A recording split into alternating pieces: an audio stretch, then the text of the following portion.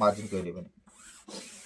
এরপর এখান থেকে বক্স প্লেটের জন্য 2.5 ইঞ্চি, এখান থেকে যে 2.5 ইঞ্চি এইভাবে বরাবর দাগ দিয়ে নেবেন, এই যে এইভাবে। তারপর এখান থেকে আবার সেম ভাবে এই দাগ অনুযায়ী এটাকে মিল রেখে এইভাবে বরাবর দাগ দিয়ে নেবেন।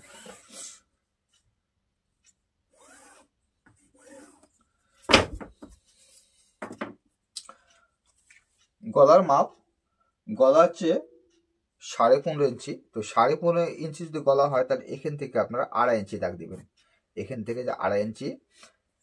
তারপর এইভাবে এই সাইডের দিকে একটা এইভাবে দাগটা দিয়ে নেবেন। এখন এখান থেকে পুটের মাপ, পুট 17 ইঞ্চি, তাহলে 17 অর্ধেক হচ্ছে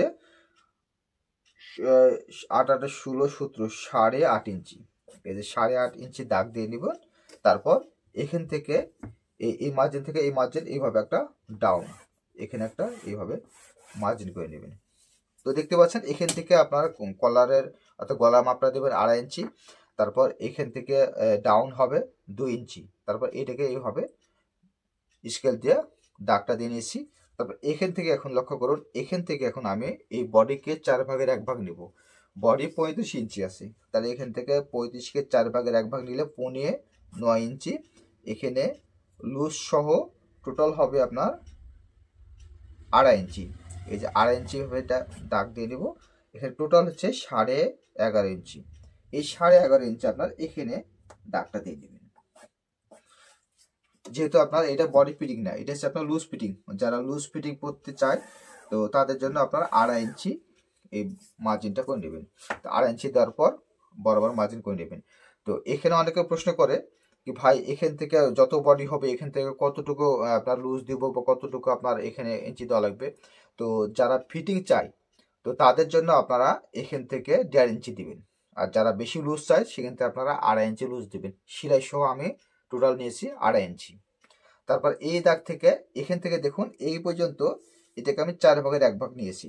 বডিকে 35 বডিকে 4 ভাগের 1 ভাগ নেবেন, তাহলে এখান থেকে 9.5 ইঞ্চি, এখান থেকে 2.5 ইঞ্চি।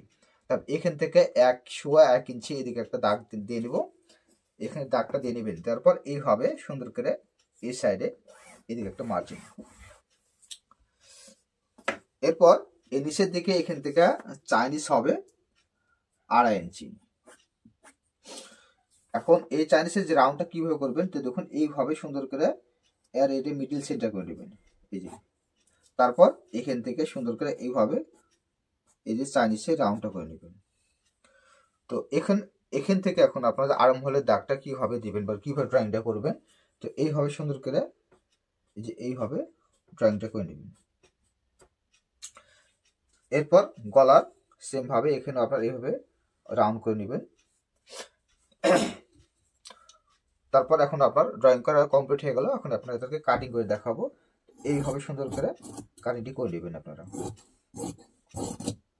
যারা নতুন কাজ শিখতেছেন তারা এই ভিডিওটি মনোযোগ সহকারে দেখবেন। আর যদি আপনাদের কোথাও অসুবিধা হয় বুঝতে বা এখানে বুঝতে পারলাম না আমাদেরকে কমেন্ট করে জানাবেন। আমি অবশ্যই আপনাদের মাঝে আরও ভালো ভিডিও নিয়ে আসবো যাতে আপনাদের বুঝতে সুবিধা হয়। কিন্তু আপনাদের কমেন্ট করে জানাতে হবে। আপনারা যদি না জানান তাহলে তো আমরা বুঝতে পারবো না। অবশ্যই কমেন্টের মাধ্যমে আপনারা জানাবেন। এইভাবে এখন দেখুন আর্ম হোলের দাগটা আমি সুন্দর করে এইভাবে রাউন্ড করে নেব।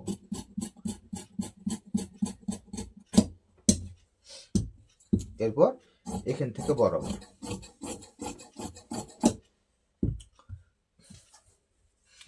এখন এই নিচের দিকে এইভাবে চাইনিজ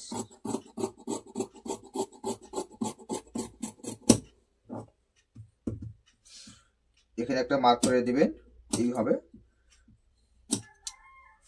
তো দেখুন এটা হচ্ছে শার্টের সামনের পার্ট কাটিং করা কমপ্লিট হয়ে গেল। এখন আপনাদেরকে দেখাবো পিছন পার্ট। তো পিছন পার্ট অনেক সময় কনফিউজ হয়ে যান মানুষ, অনেকে বলে কি ভাই পিছন পার্টটা কতটুকু নেব। তো এখান থেকে এই যে এখান থেকে বরাবর যে দাগটি দেওয়া আছে এই দাগ থেকে এই পর্যন্ত আপনারা দেখবেন কত ইঞ্চি আছে। আপনাদের বলে দেখাইছিলাম 11.5 ইঞ্চি। তো এই 11.5 ইঞ্চি আপনার পিছন পার্টের মাপটা কিভাবে দেবেন দেখুন। তো এটা সুন্দর করে এইভাবে নিয়ে নেবেন। তো এটা হচ্ছে মফস্বল পার, তাই না? তো এইভাবে একটা দাগটা দিয়ে নিই তাহলে বুঝতে সুবিধা হবে। এইভাবে আপনার এখান থেকে এইদিকে 11.5 নেবেন। তো এখানে 11.5 না নিলে চলবে, আপনার 11 ইঞ্চি দিলে যথেষ্ট। তো এখানে আরো হাফ ইঞ্চি কম নেবেন, 11 ইঞ্চি। তারপর এইভাবে সুন্দর করে ধরে এই মাথা পর্যন্ত এইভাবে ভাঁজটা দিয়ে নেবেন।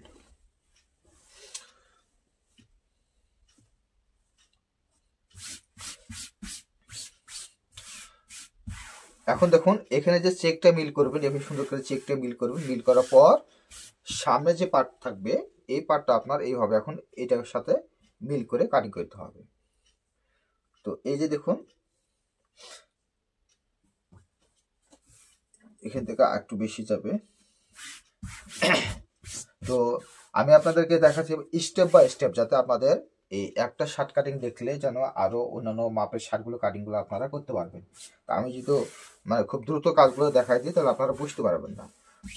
এই জন্য আমি ধীরে স্থিরভাবে আপনাদেরকে কাজ শেখানোর জন্য আমি আসলে ভিডিওগুলো তৈরি করছি। তো অবশ্যই আপনারা এই ভিডিওগুলো একটু ভালো করে লক্ষ্য করবেন, আমি কিভাবে বলতে চাচ্ছি, কি বোঝাতে চাচ্ছি সেই জিনিসটা আপনি লক্ষ্য করবেন, খেয়াল করবেন। এখানে দেখুন এইভাবে সুন্দর করে